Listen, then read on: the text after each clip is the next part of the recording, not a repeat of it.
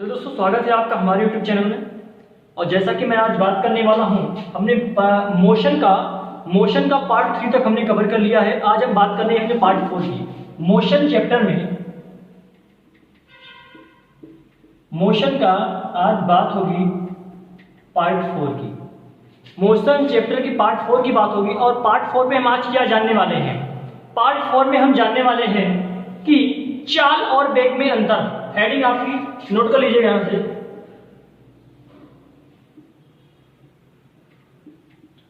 चाल और वेग में अंतर। चाल और वेग में क्या अंतर होता है मोस्टली, इस चीजों को हम यहां इस वाले पार्ट में देखेंगे।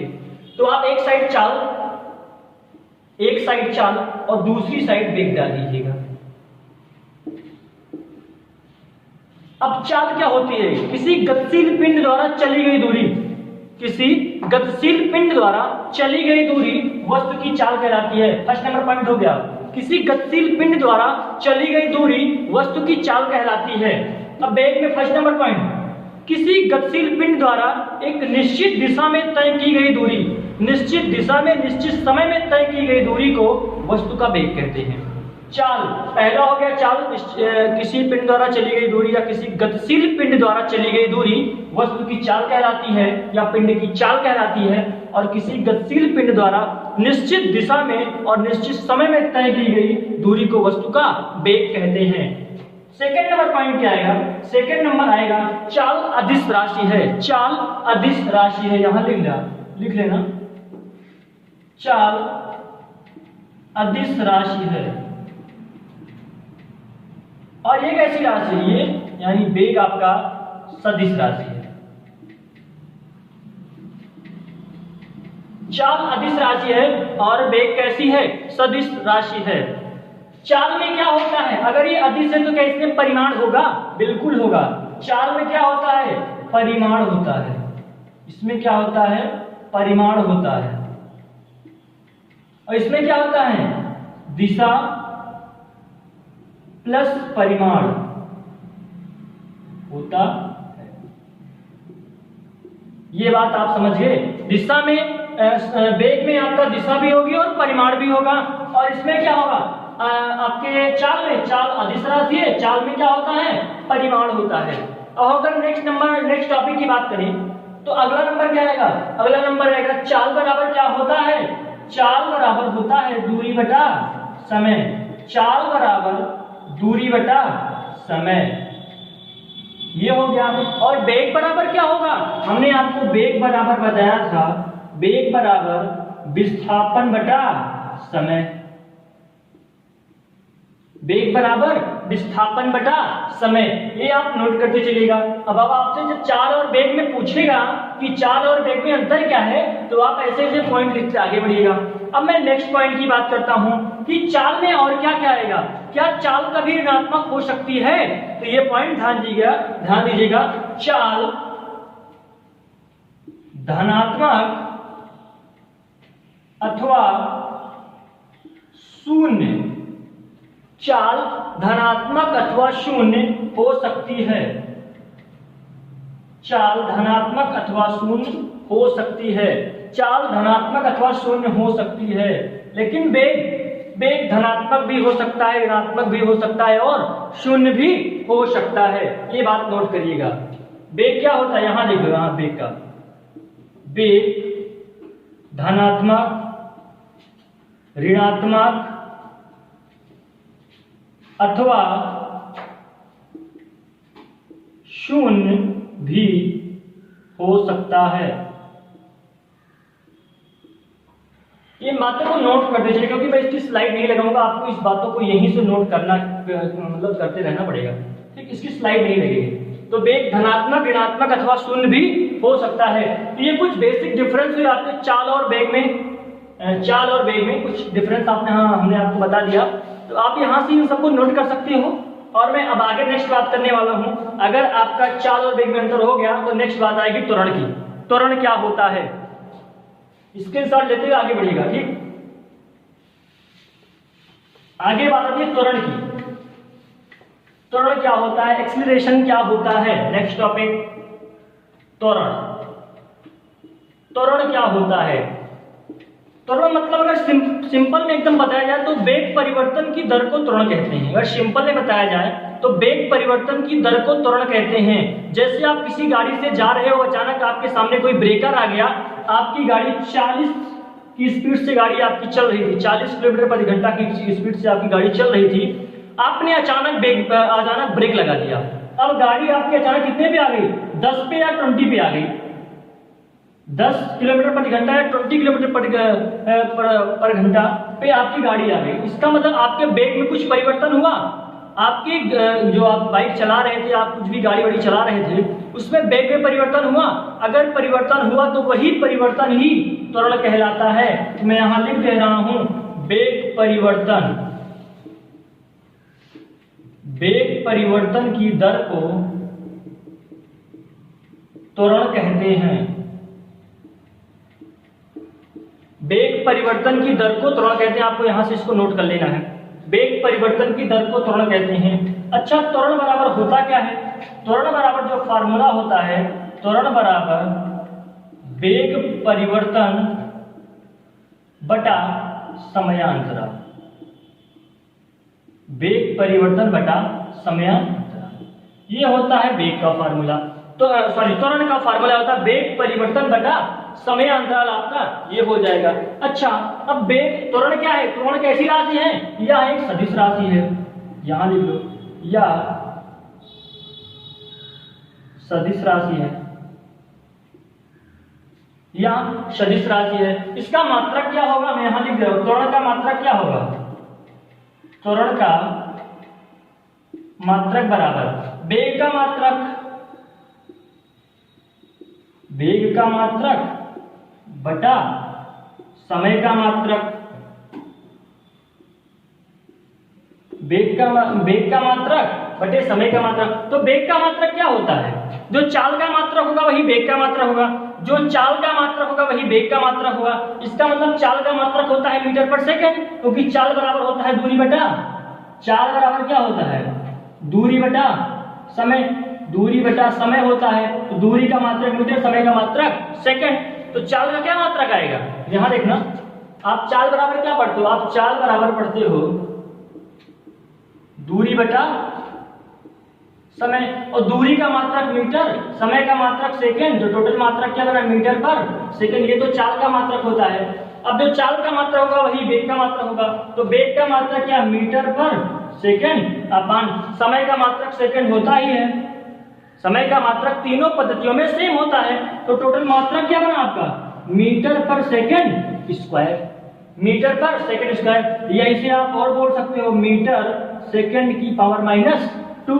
मीटर सेकंड की पावर -2। ये आपके त्वरण की कुछ बातें हो गई। अब हम आगे क्या बात करने वाले हैं, इसको अगर नोट हो गया हो तो हम आगे बढ़े। इसको आप नोट करते चलिएगा, स्क्रीनशॉट ले लीजिए इसका।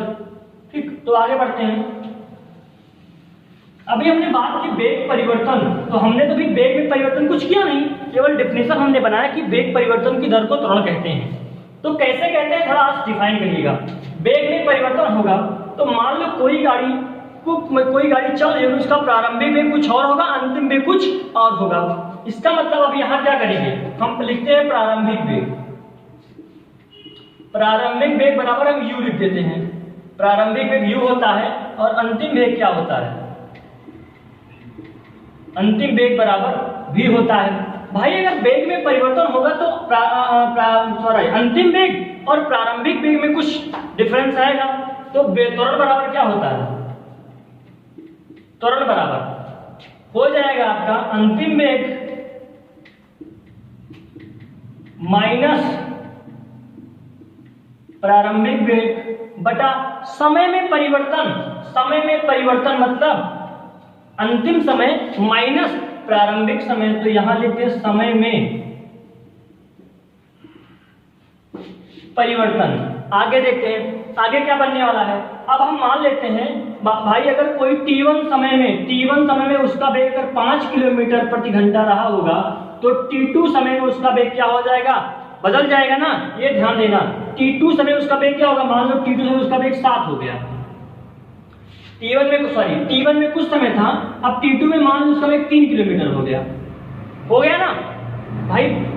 अगर T1 समय में उसका वेग 5 किलोमीटर प्रति घंटा था, T2 समय में 3 किलोमीटर प्रति घंटा हो गया, तो समय में चेंज आया। जैसे कि हमने समय में परिवर्तन लिखा, तो यहाँ से त्वरण बराबर क्या हो जाएगा, अंतिम वेग क्या होता है, अंतिम वेग हमने लिखा v होता है, तो v माइनस यू अपान, हमने बोला अब अंतिम बोला तो अंतिम समय क्या है, T2 माइनस T1, ये हो गया v minus you upon T2 minus T1। अच्छा, जो ये v माइनस यू होता है इसे हम कैसे लिखते हैं, इसे हम देखो जब परिवर्तन वगैरह होता है तो वहां डेल शब्द कुछ लेके आते हैं, कुछ डेल शब्द लेके आते हैं। अब जैसे अभी यहाँ हमने इतनी बात हमने बता दी कि अंतिम वेग ये था और प्रारंभिक वेग ये था। अच्छा, फिर थोड़ा आगे बढ़ते हैं, इसको आप ऐसा लिख सकते हो कि ये हो जाएगा आपका v2 माइनस v1 भी कर सकते हो और इसे T2 माइनस T1 भी कर सकते हो, पॉसिबल है। यहाँ जो आपने T2 माइनस T1 लिखा, अभी यहाँ अगर T भी लिख दो कोई दिक्कत नहीं है, क्योंकि अभी हम केवल अंतिम वेग और प्रारंभिक वेग में अंतर निकाल रहे हैं। अंतिम वेग माइनस प्रारंभिक वेग अपन समय अंतर, इतना हो गया। अब हम क्या बोल रहे हैं कि मान लो जो पिंड है उसका वेग T1 समय में क्या हो, T1 समय में आपका v1 और T2 समय में v2 हो जाता है। जो आपका वेग है, जो वेग है T1 समय में v1 तथा T2 समय में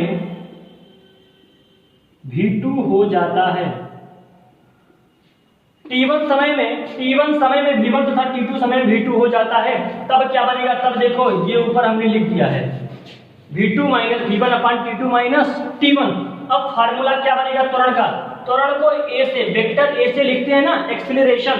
अब यहाँ क्या बनेगा, वेक्टर a बराबर v2 माइनस v1 अपान ये हो जाएगा T2 माइनस T1 बराबर हो जाएगा, यहाँ आप वेक्टर लगा सकते हो। ठीक, आगे बात करते हैं। अब इसे हम क्या लिख सकते हैं, यहाँ दिख नहीं रहा, ऊपर लिखते हैं, यहाँ देखो हम यहाँ क्या लिख सकते हैं, यहाँ हम लिख सकते हैं कि वेक्टर a बराबर v2 माइनस v1 को हम डेल v कर सकते हैं, ये हो जाएगा del v upon del t। अभी हमने बोला कि डेल का मतलब क्या है, परिवर्तन। डेल परिवर्तन दिखा रहा है कि परिवर्तन कितना हो रहा है। ठीक, ये बातें आप सबको समझ में आई।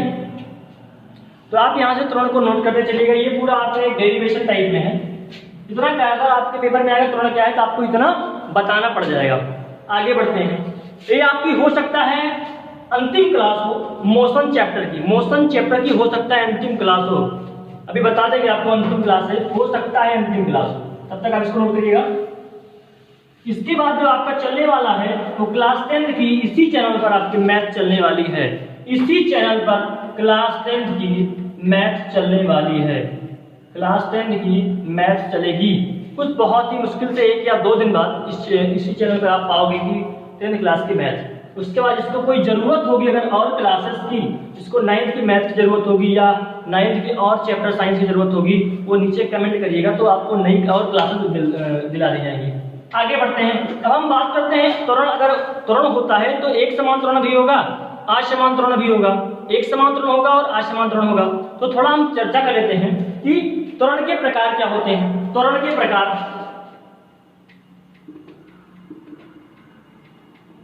आपके पेपर में आएगा नहीं, फिर भी मैं इसे बता रहा हूं, पेपर में तो त्वरण आएगा बस। पहला एक समान त्वरण, एक समान त्वरण। दूसरा असमान त्वरण, असमान त्वरण। तीसरा आपका बन जाएगा, तीसरा बनेगा, बस 2 आप ध्यान दीजिएगा, ऋणात्मक अथवा धनात्मक त्वरण है, उसका मैं यही डिफाइन कर दूंगा। अच्छा, एक समान त्वरण अब क्या होगा, एक समान त्वरण में क्या कहेंगे, यदि किसी वस्तु की स्थिति में समान समयांतरालों में वेग परिवर्तन समान है। यदि किसी पिंड का जो वेग है वो समान समयांतराल में समान हो तो उसमें त्वरण कैसा होगा, एक समान त्वरण होगा, उसमें एक समान त्वरण होगा। जैसे अब हम अगर बात कर लें, अगर मान लो कोई भी गाड़ी है वो 4 किलोमीटर प्रति घंटे की स्पीड से जा रही है और उसके मतलब हमेशा इतनी स्पीड से चल रही है, हमेशा 4 किलोमीटर पर आवर की स्पीड से ही चल रही है, तो अगर उसके वेग में कोई परिवर्तन नहीं हुआ है तो क्या उसके त्वरण में कोई परिवर्तन होगा? इम्पॉसिबल हो ही नहीं सकता भाई। जब वेग में परिवर्तन नहीं करोगे त्वरण में परिवर्तन आ ही नहीं सकता। ऐसे ही है, इसका मतलब आप कोई गतिशील पिंड है वो उसमें क्या होगा, वेग परिवर्तन की दर क्या हो, समान हो और समय भी समान हो, तो क्या होगा, जो उसमें त्वरण होगा उसे हम बोलेंगे एक समान त्वरण। अगर मैं इसकी एक सिंपल सी डेफिनेशन की बात करूं, यदि किसी वस्तु में समयान समांतरालों में वेग परिवर्तन समान हो तो उस पिंड का जो त्वरण होगा एक समान त्वरण होगा। असमान त्वरण की बात करते हैं। जब समान समयांतरालों में किसी वस्तु का वेग परिवर्तन असमान हो, समान समयांतरालों में किसी वस्तु में वेग परिवर्तन क्या हो, असमान हो, मतलब समय तो t1 ही चल रहा है लेकिन वेग कभी क्या हो रहा है, कभी 20 हो रहा है, कभी 30 हो रहा है, कभी 10 हो रहा है, कभी 5 हो रहा है, तो क्या होगा, तो उसमें त्वरण उत्पन्न होगा, वो असमान त्वरण उत्पन्न होगा। और इसमें क्या होगी, इसमें दिशा भी क्या होगी, हो सकता है भिन्न भिन्न हो, और एक समान त्वरण में दिशा क्या होगी, सेम होगी, दिशा सेम होगी, लेकिन इसमें दिशा क्या होगी, भिन्न भिन्न होगी। तो असमान त्वरण इसमें वेग परिवर्तन क्या हो, असमान हो, और एक समान त्वरण इसमें क्या हो, वेग परिवर्तन समान हो, समान समय हो और दिशा भी क्या हो, सेम हो। आगे हम बात करते हैं, आगे आपका जो नेक्स्ट टॉपिक आता है वो कुछ गति के समीकरण को थोड़ा बहुत पढ़ लेते हैं, बाकी आपका चैप्टर पूरा लगभग एंड होने वाला है, इसी में लगभग आपका खत्म हो जाएगा। एक है गति के नियम, पढ़ लेते हैं थोड़ा। गति के समीकरण है, गति के समीकरण। तो नेक्स्ट हेडिंग रहेगी आपकी गति के समीकरण। अब गति के समीकरण क्या है? गति के मोस्टली 3 समीकरण आपको दिए गए हैं, पहला समीकरण v बराबर u प्लस at, दूसरा समीकरण s बराबर ut plus half at square, third number v square बराबर u स्क्वायर प्लस 2as। ये मोस्ट इंपॉर्टेंट आपके पेपर के लिए पूछ सकता है, ये पहला समीकरण, दूसरा समीकरण, तीसरा समीकरण। हाँ, मैं आप सबको बता दूं, यहाँ क्या v क्या है आपका, v है आपका अंतिम वेग, t क्या है, समय है, देखो v क्या है, अंतिम वेग, a क्या है, त्वरण, t फॉर समय, और आपका क्या बच रहा है इसमें, यस फार आपको क्या हो जाएगा, यस फार हो जाएगा दूरी, यस फार क्या हो जाएगा, दूरी, यहां सब कुछ दूरी है, यस आपका दूरी, यस बराबर दूरी। बात समझ गए हो यार, यहां लिख लो, इतनी बातें हो गई। v बराबर, गति के समीकरण आपको ऐसे नोट करना है, पेपर में आपको इसका प्रूफ नहीं, पेपर में इसके आपके प्रूफ नहीं पूछेगा, आपको इतना तक ही करना है। अब मैं आगे बात करता हूं, अगर मान लो भाई, ये तो धरती की बात हो गई ना, जब तक आप पृथ्वी पर हो, ये तो जब तक आप पृथ्वी पर हो तब तक के लिए गति का समीकरण पॉसिबल है, यहाँ ये तब तक पॉसिबल है। लेकिन मान लो भैया आप गुरुत्व के अंतर्गत जा रहे हो, इसको थोड़ा सा हम क्लीन करते हैं, नोट कर लीजिएगा, जब तक आप इसकी स्लाइड नहीं मिलेगी इतना ही मिलेगा आपको, इतने नोट करते चलिएगा। अगर गुरुत्व के अंतर्गत हो तब, गुरुत्व के अंतर्गत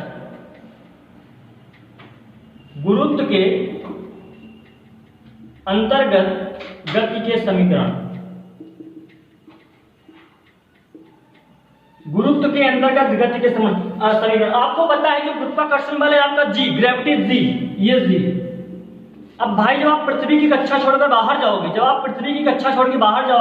तो क्या काम करेगा, ग्रेविटी काम करेगी ना, ये ध्यान दीजिए, ग्रेविटी काम करेगी ना। आपको पता है गुरुत्वाकर्षण, पृथ्वी का अपना गुरुत्वाकर्षण बल है, जिसके कारण क्या करता है कि पृथ्वी हर वस्तु को अपनी केंद्र की साइड खींचने का प्रयास करती है, जिसके कारण पृथ्वी हर वस्तु को अपने केंद्र की तरफ खींचती है, तभी तो हम लोग पृथ्वी पर टंगे हुए हैं। ये ध्यान देने वाली बात है, केंद्र की तरफ क्या है, हम पृथ्वी हमको खींचे हुए, इसलिए हम क्या हैं, टिके हुए हैं। अब जहां अगर गुरुत्व के अंतर्गत आ गया तो a बराबर क्या हो जाएगा, g।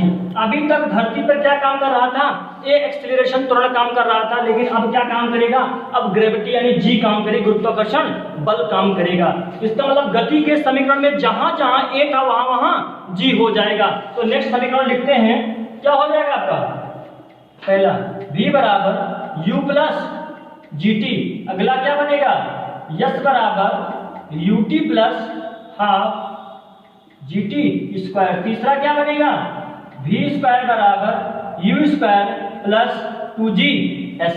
ये बात ध्यान दीजिएगा, तीन समीकरण आपके गुरुत्व के अंतर्गत बन गए। अब अगर आपको इस चैप्टर में कोई भी दिक्कत हो तो आप नीचे इस वीडियो के नीचे कमेंट करिएगा, कोई भी तकलीफ हो फिर भी कमेंट करिएगा। और तब तक के लिए बाय बाय करते हैं। और अगर ये समझ में ना आया हो तो आप फिर से हमें बता दीजिएगा। और आज से ये चैप्टर आपका मोशन वाला चैप्टर इसी वीडियो में कंप्लीट होता है। और अगर आपको इसकी और क्लासेस चाहिए होगी तो आप नीचे कमेंट करते रहिएगा। अब जो हमारी क्लासेज आएंगी वो क्लास 10 की मैथ की क्लासेज आएंगी। तब तक के लिए गुड बाय, थैंक यू।